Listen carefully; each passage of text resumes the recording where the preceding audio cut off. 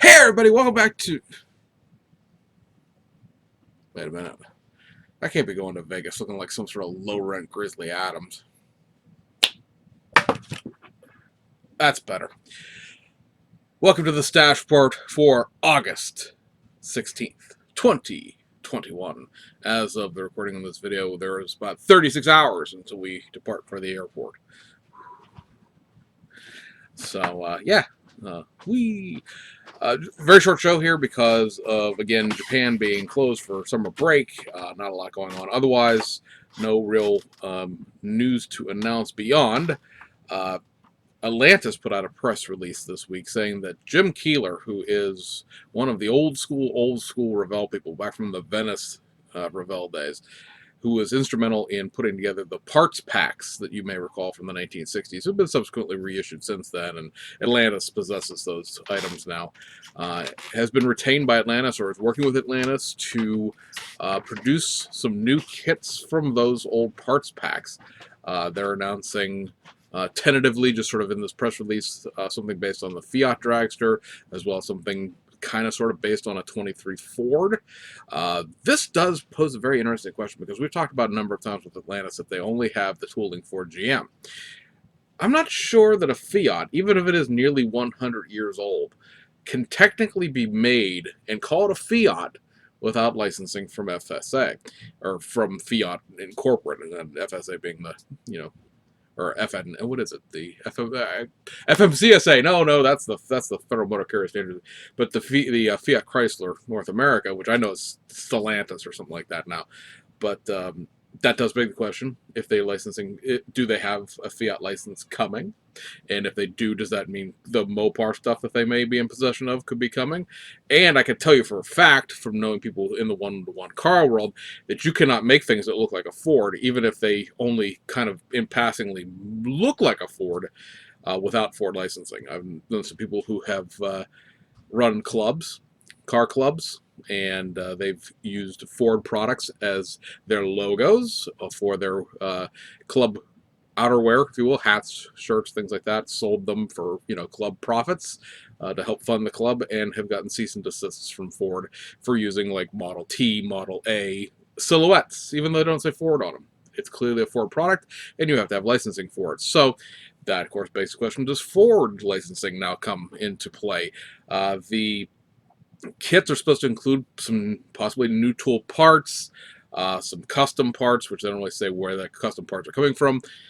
Jim is, again, one of those just old school, like, wealth of knowledge, treasure of the hobby type people, and it's cool to see him involved with stuff like that. Again, these are his babies. These were the tools, especially the parts pack stuff, are the tools that he was most involved with and developed back in the day, and so nobody else could be better stewards of what they were supposed to be, and maybe what they never got around to being able to do with them back in the day. Remember, it was a kid's toy back then. Now it's a collectible, so maybe you get to explore some of the ideas that existed back in the day that just never really, came to fruition because, you're making the next thing.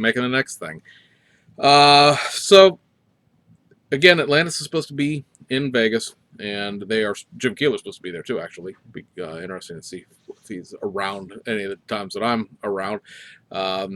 So it'll be interesting, again, the big thing about how 2022 is going to be this great year for Atlantis, and I'm very interested to see, what they do. Right now, they're obviously not making things that I'm necessarily very intrigued by, but the potential is there that maybe they do have some tooling that I would be interested in. So, I don't necessarily write Atlantis off completely, but it's right now they're doing what they're doing because of the wondrous world of licensing. And so if they could have gotten themselves a Ford and a Chrysler Fiat license and be able to produce like everything, or not, well, obviously not all at once, but everything is a option, everything is open, that would be very interesting to see what the end result of that would be for next year and the years to come afterwards. The other thing we got was an announcement from Belkits that the Citroen rally cars, I think is what, C3s officially, for the 2017-2018 season, are on the water from China. Apparently the boat is making many stops, which it usually does, but it's, even more so now, container supply and demand being what it is. They are expecting this to arrive in Europe sometime in the second week of September, and so they should be on sale at like Domino, which is Belkit's store, probably before the end of September. Distribution beyond that is your mileage may vary. Check your owner's manual for warranty details, type of thing. But those two kits, which are certainly something that probably should have came out last year, but coronavirus made that not possible. So these are, like I said, officially on the water, and be interested to see if we get anything else before the end of the year. Because like the Hyundai was in test shots, and there's 5 or 6 other projects that are backed up over there. So at least they're on the water and on the way. Looking forward to getting both of those. It was kind of amusing in the Facebook comments to the post about that being bills being shipped. Apparently, people did not realize that model kits are made in China. This was news to them. They were deeply offended. They went on a huge tangent about the pollution that Belkits is contributing to the climate change by using a boat to transport their kits, and that them listing themselves as a local business on Facebook is fraudulent, and people were going to file complaints with the government of Belgium that they are not local. And honestly, I think some people just look for stuff to complain about. People have said that about me in relation to this show in the last 6 years. But, seriously, is that news to you? Because, like, that's been going on for, like, the last 30 years now. Model kits have been made in China. I told them, I said, other than, like, Tamiya, which makes their kits in the Philippines, you could probably count on one hand of a bad shop teacher how many model kit manufacturers make their kits in the country they're based out of. Here in the United States, there's only the one, and that's Salvinos JR. They're the ones tooling, designing, and manufacturing their kits here in the United States. Sure, Atlantis manufactures stuff in the United States, but that's old.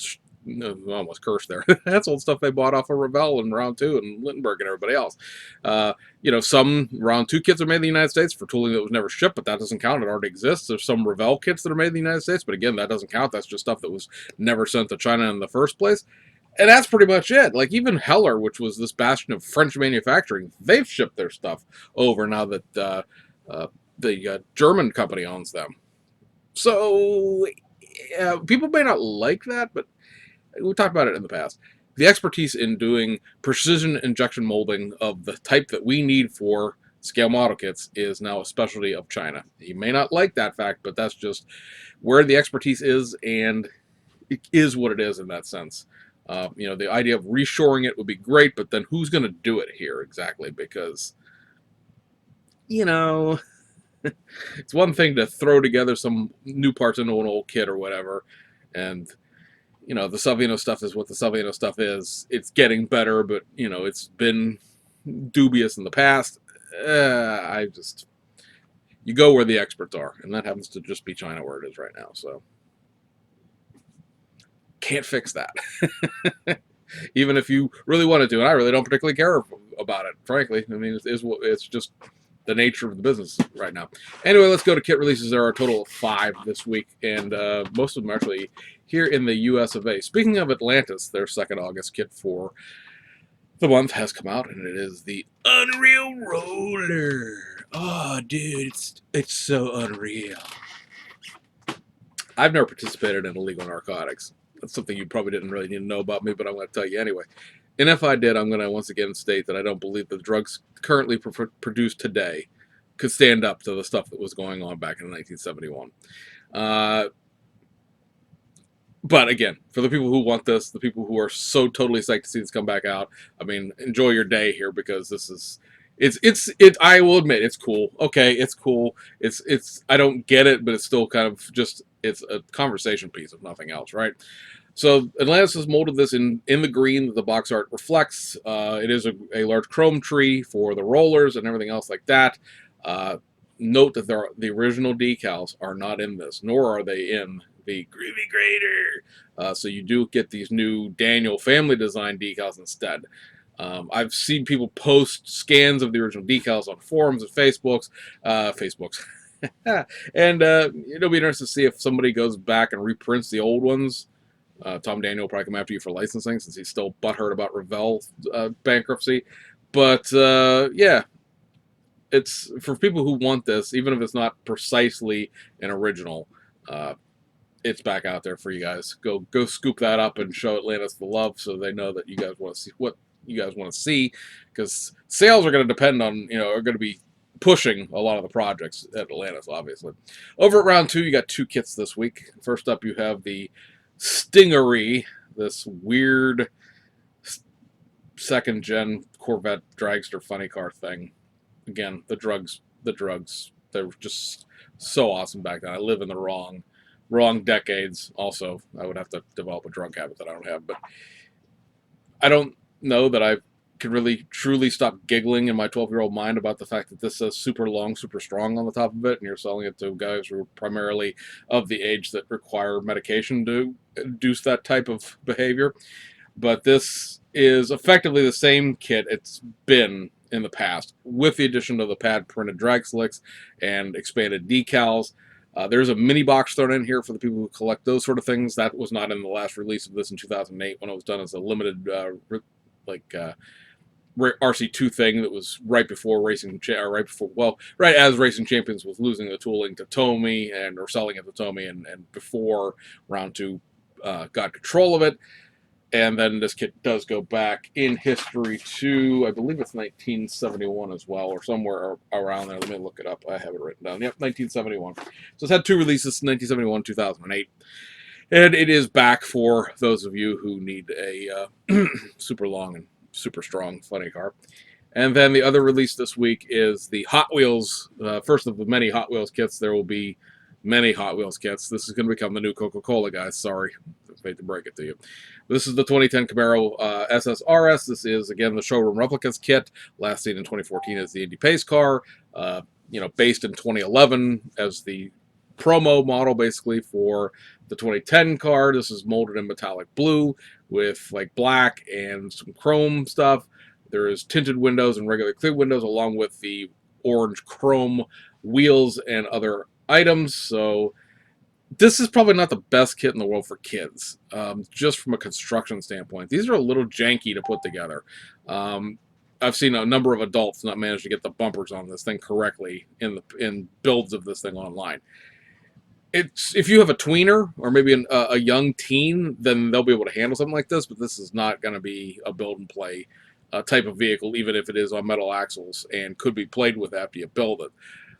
So this is definitely, I see where they're going with this. Obviously, you're going after Hot Wheels collectors a little bit. Hot Wheels, and people do collect Hot Wheels and not open them and things like that. But from the kids aspect of this, some adult supervision would be required. In my mind, if your son or daughter doesn't already model in general, this is not like where you start off at. It's not a terrible kit, but that final assembly is a bit of a doozer even for the adults in the community. So moving overseas to 2 releases from Aoshima to wrap this one up. First up, you have a just straight reissue of the Kenny Z JZX generation Toyota Chaser. This is the old D2 Grand Prix car. Obviously, no D2 Grand Prix decals or livery is included in this. It's been coming out this way now for probably at least half a decade, maybe closer to 10 years. After the D1 Grand Prix kits went away, they just started, reissuing the cars without them and just having the tuner house that made the body kits attached to them. So that's back out there for anybody who's interested. And then the other kit is the first of these new, what they're calling High Society kits. Again, the High Society, not what we would consider it to be here in the weed culture of California, but rather a continuation of the Grand Champions genre and type of kit in a more modern car. So this is like a mid-1980s Nissan Cedric 430. This is based on the Nissan Cedric Nissan Gloria tooling that they did back in 2012. So it is the newer tool versions of that. The only new piece added to this is the front bumper, which I guess makes the Brome trim complete on this. There are a few pieces from 2015 included in here when they tooled up a few things. The wheels are from, I believe, 1999, 1998, so they've been around for a while. So you basically getting one piece, and then all the rest of the pieces are just carried over from various tooling changes they made to this kit between 2012 and I think 2018 was the last time any new parts were added to this base tooling. And yeah, so it's lowered. It's on, kind of the gumball style tires, and carrying over that Grand Champions feel and that Grand Champions concept into a more modern car. So, if you're into that sort of thing, there's two of them coming this month. This and a Toyota GX51 Cresta. That will have a whole bunch of new parts in it. I'm very interested to see what that kit shakes out to be in the end. This one, again, just a new front bumper. Be interested to see if perhaps in the future you get just a factory stock Nissan Sentra 430 Brougham now that the bumper exists for it. Because this does not include any sort of factory stock wheels. This factory stock suspension still there, and things of that nature, but not so much the wheels, which is pretty much Aoshima's modus operandi, if you will, for a tuner VIP kit. It's almost stock, but you can't quite build it stock. So, guys, that wraps us up. We are bedbound. One more sleep before we go to Vegas here. It's night. It looks like it's still daylight outside, but it's not. That's very interesting. It's the sun has set, and that's just gonna bother me now. Like, what is outside my window? I'm not cutting that out. I'm leaving that there. We hope you guys had a great weekend. For those folks that we're going to see in Vegas over the course of the next 4 days, I will more than likely have that BMW hat that I've had on the last several videos with me. I did buy a hat and a shirt from the IPMS for the show, but more than likely I'll keep that BMW hat on. If you see me, say hi. I am at least as friendly in real life as I am online. But so for the guys I'm going to see, and we know we're going to hook up, I'll see you out there. For anybody else who sees me out there, like I said, just stop, grab me, say hi. We can always run outside if the mask thing bothers you to have a conversation in, and we'll see you guys on the outside.